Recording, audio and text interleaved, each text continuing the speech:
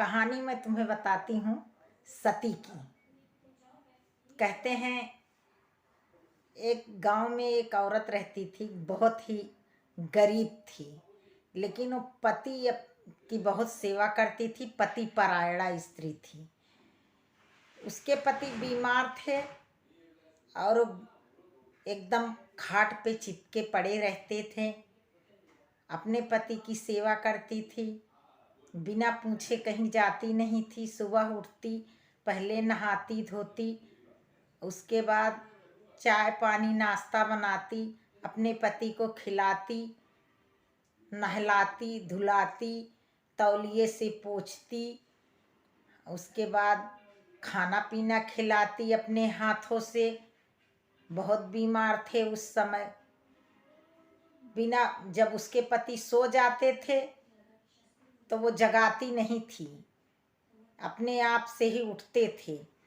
एक बार उनकी छोटी बहन अपनी बड़ी बहन से मिलने के लिए आई, तो छोटी बहन बड़े घर की थी, तो बहन से मिलने आई थी। बाग था, बाग में बैठ गई और संदेश भिजवाई कि जाओ दीदी को बोलो कि उसकी छोटी बहन आई है मिलने के लिए। बच्चे गए और बुलाए, बोले बाग में बैठी हुई है आपकी बहन और आपको बुला रही हैं। उस समय उसके पति सो रहे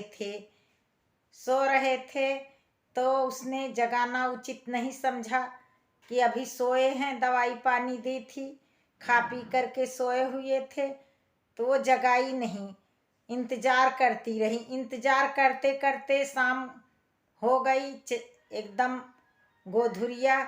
उसकी बहन वहीं बाग में ही बैठी रह गई बहन से मिलने के लिए, लेकिन दीदी उसकी गई नहीं।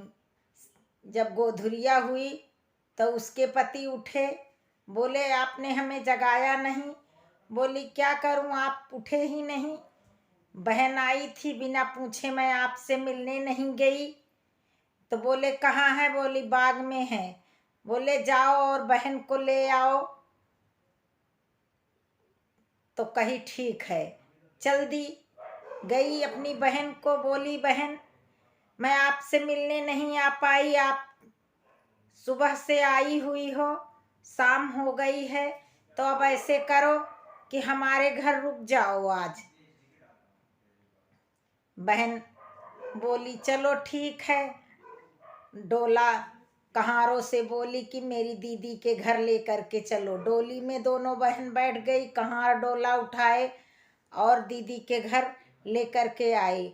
बहन को बहुत गुस्सा आई कि मैं इतनी दूर से मिलने आई थी, लेकिन दीदी मेरे से मिलने नहीं आई, बिना पति से पूछे। इसके पति सो रहे थे, जगा भी नहीं पाई।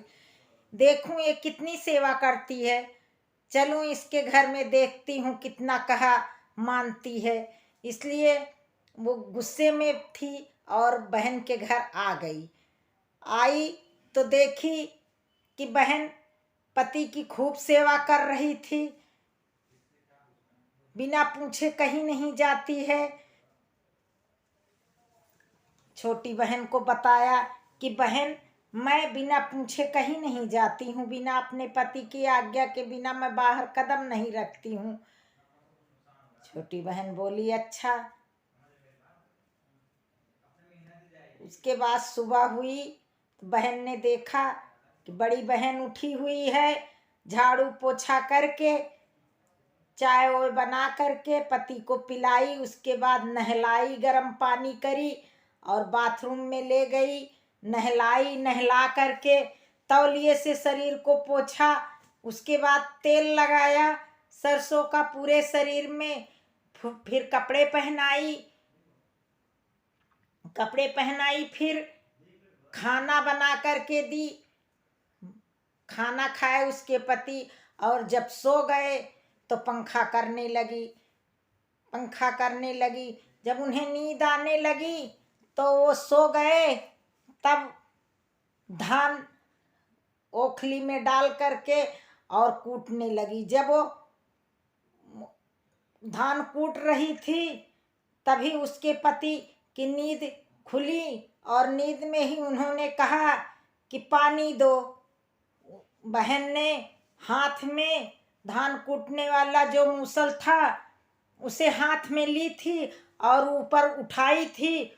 उसी समय बहन ने कहा रुक, और मूसल जो है वहीं ऊपर रुक गया, खड़ा हो गया और वो उठ करके चली आई। पति को एक गिलास पानी दिया और पानी दे करके चली आई। फिर मूसल को पकड़ लिया और कूटने लगी धान ओखली में। छोटी बहन देख रही थी, उसे बहुत आश्चर्य हुआ कि कैसे मूसल रुक गया बीच में ही।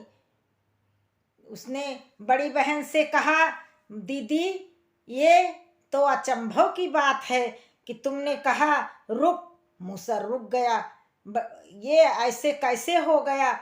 बड़ी बहन बोली बहन जो पति परायणा स्त्री होती है अपने पति से बिना पूछे कोई काम नहीं करती है और पतिव्रता निभाती है, उसकी बात सच हो जाती है, वो जो कहती है वही होता है। इसीलिए मैंने जब हाथ में मूसल को रखा था तभी मैंने कहा रुक, वो वहीं पर रुक गया मेरे सत्य के कारण।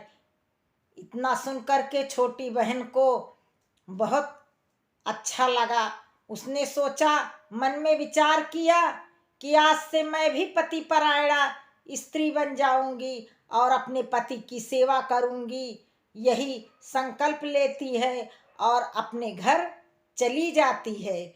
जब अपने घर जाती है तो वहाँ घर में जा कर के पति से कहती है आज से आप जो कुछ भी कहोगे मैं आपकी बात मानूंगी और आपका कहना करूंगी, आपसे पूछे बिना मैं कहीं नहीं जाऊंगी और पति परायणा स्त्री बन करके दिखाऊंगी। कह करके घर में घुसती है और अब लड़ाई झगड़ा नहीं करूंगी। सुबह उठ करके चाय बनाई और पति को दे दी। चाय पी लिए तो गर्म पानी कर ली, गर्म पानी करी, गर्म पानी करके बाथरूम में रख दिया। और पति को जब पानी नहाने के लिए गए तो बोली आप बैठ जाओ मैं आपको नहलाऊंगी। बैठ गए और गर्म पानी था, लोटे में पानी गर्म उठाई और उनके ऊपर डाल दी गर्म पानी। जब उसमें ठंडा मिलाई ही नहीं थी, पानी बहुत खौल रहा था। गर्म पानी जैसे ही डाली उनके पूरे फफोले पड़ गए, वो चिल्लाने लगे। जब वो चिल्लाने लगे तो बोली आप चिल्लाए काहे रहे हो, मैंने तो गर्म पानी से नहलाया है। दीदी भी तो जीजा जी को गर्म पानी से नहलाती हैं तो जीजा तो नहीं चिल्लाते हैं। तो फिर थोड़ी देर में ही उनके पूरे शरीर में फफोले पड़ गए। बोली चलो आप लेट जाओ। जब वो लेट गए तो खाना पीना खिला करके उनको बोली हैं लेट जाओ, लेट गए। अब उन्हें नींद आ गई, जलन के मारे बहुत परेशान थे। कैसे भी नींद आई तो धान ले करके ओखली में बैठ गई कूटने के लिए। और जैसे ही कूटने लगी थोड़ी देर में उनको जलन हो रही थी, वो जाग गए और जाग करके बोले पानी। ओखली में धान कूट रही थी और पहरुआ को ऊपर था, हाथ ऊपर करी थी। बोली रुक जा कह करके जैसे ही छोड़ दी पहरुआ, मूसल को छोड़ दिया। जैसे ही मूसल को छोड़ा मूसल नाक पे गिरा और नाक कट गई। तो चिल्लाने लगी कि मैं पतिव्रता धर्म निभा रही हूँ तो मूसल से मेरी नाक कट गई, मूसल रुका ही नहीं। एक दिन में कोई पतिव्रता नारी कैसे बन सकती है ये उसके बुद्धि में नहीं आया। और दौड़ के गई पति को बोली आपकी सेवा करने में मुझे ये मिला कि मेरी नाक कट गई। और जाकर के गुस्सा होकर के लड़ने लगी। वहीं पर उसका और जो कुछ सत्य था वो भी खराब हो गया। तो उसकी कहानी वहीं पर ख़त्म हो गई। उसी दिन से नाक पकड़ करके बैठ गई और फिर अपने उसी रूप में रहने लगी। नाक की दवाई पानी करवाई, सती के बराबरी करना छोड़ दी। बोली दीदी सतीव्रता आप ही बनी रहो, मुझे बनने की जरूरत नहीं है। उसी दिन से फिर से अपने रूप में रहने लगी। सती सती है, सती की बराबरी तो कोई कर नहीं सकता है। इसलिए सब लोग सुनना मेरी कहानी।